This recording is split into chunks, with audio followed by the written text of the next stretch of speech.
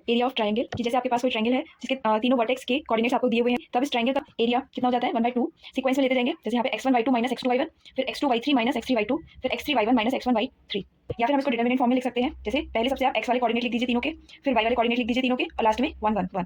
तो इस डिटरमिनेंट को सॉल्व कर लेंगे और स्टार्टिंग में ये 1/2 तो लेना ही है। ये कुछ important point, if coordinates are in anti clockwise order तो ट्रायंगल का जो एरिया होता है वो पॉजिटिव आता है। इसी तरीके से अगर आप ये क्लॉकवाइज लेते तो ट्रायंगल का एरिया कितना होता, नेगेटिव में होता। तो हमेशा जब ट्रायंगल का एरिया फाइंड आउट करेंगे तो मॉड का यूज करते हैं ताकि आपकी जो वैल्यू आएगी वो पॉजिटिव ही आएगी। ओके, तो नेक्स्ट पॉइंट है if 3 points A B C are collinear then area of triangle will be 0। तो कोलिनियर मतलब है कि एक ही लाइन में होंगे। तो आपके पास कोई भी 3 पॉइंट है अगर ए बी सी, अगर ये एक ही सीध में आ रहे तो डेफिनेटली ट्रायंगल फॉर्म होगा, नहीं तो इससे ट्रायंगल का एरिया हो गया 0। अब इसके दो तरीके होते हैं, या तो आप एरिया ऑफ ट्रायंगल से पता कर लीजिए, या अगर आप देखेंगे A B plus B C इस साइड का जो सम है वो ए सी होना चाहिए। और ये तभी पॉसिबल है जब पॉइंट्स कोलिनियर होंगे, एक ही लाइन में आएंगे। अगर ये पॉइंट यहाँ पर ना होकर बी वाला पॉइंट यहाँ पर होगा तो आप समझ रहे हैं ट्रायंगल फॉर्म कर लेगा, तो उस कंडीशन में ये चीज फॉलो नहीं होगी। A B plus B C is equal to A C, that means तब जो पॉइंट्स होंगे वो नॉन कोलिनियर होंगे। कहने का मतलब ये है कि अगर आपको ट्रायंगल के पॉइंट्स दिए हुए हैं तो आप एरिया से कैलकुलेट कर सकते हैं कि वो कोलिनियर है या नहीं है। ठीक है, अगर आपको ट्रायंगल की साइड्स दी हुई हैं तो आप इस कंडीशन से पता कर सकते हैं कि वो पॉइंट्स कोलिनियर है या नॉन कोलिनियर है, मतलब ट्रायंगल फॉर्म कर रहे हैं कि नहीं कर रहे हैं। नेक्स्ट थिंग है एरिया ऑफ पॉलीगॉन। तो जैसे हमने ट्रायंगल का एरिया देखा उसी तरीके से अगर नंबर ऑफ साइड्स में ज्यादा है 3 से let's say n number of sides हैं और कोई पॉलीगॉन इस तरीके से बनता चला जा रहा है तो उसका एरिया कैसे होगा 1/2 और ये मॉड का साइन आ जाएगा।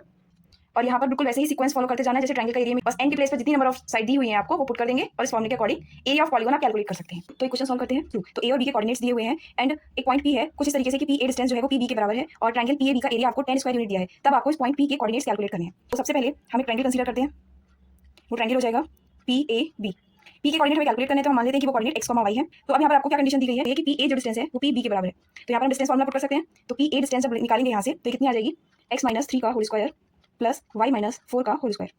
और इसी तरीके से पी बी डिस्टेंस कैलकुलेट कर लेते हैं। तो दोनों तरफ स्क्वायरिंग करेंगे तो रूट कैंसिल हो जाएगा। तो यहाँ पर a माइनस बी का होल स्क्वायर अप्लाई करते हैं, ये y, तो यहाँ से y स्क्वायर और x स्क्वायर दोनों कैंसिल हो जाएंगे। और ये -6x है और इधर -10x है। इस 10x को जब आप इधर लाएंगे तो ये कितना हो जाएगा 4x। सिमिलरली ये -8y है और ये प्लस के 4y है, दोनों एक तरफ जब करके सॉल्व करेंगे तो ये हो जाएगा -12y।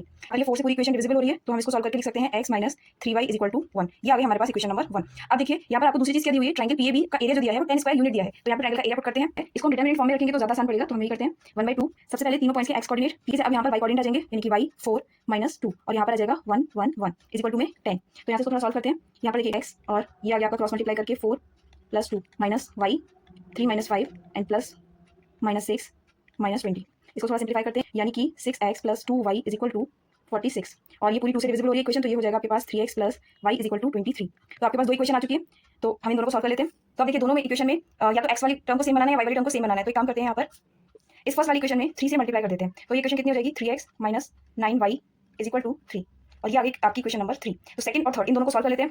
अब इन दोनों इक्वेशन को क्या करेंगे माइनस कर देते हैं, सब्ट्रैक्ट कर देते हैं। तो ये कैंसिल आउट हो जाएगा और ये आपका हो जाएगा 10y माइनस के और यहाँ पर 3 माइनस 23 यानी कि -20। y की वैल्यू कितनी आ गई यहाँ से 2। y की वैल्यू 2 है, आप इसको किसी भी इक्वेशन में पुट कर दिए, चाहे तो फर्स्ट इक्वेशन में भी रख सकते हैं। x की वैल्यू कितनी आ जाएगी 7। तो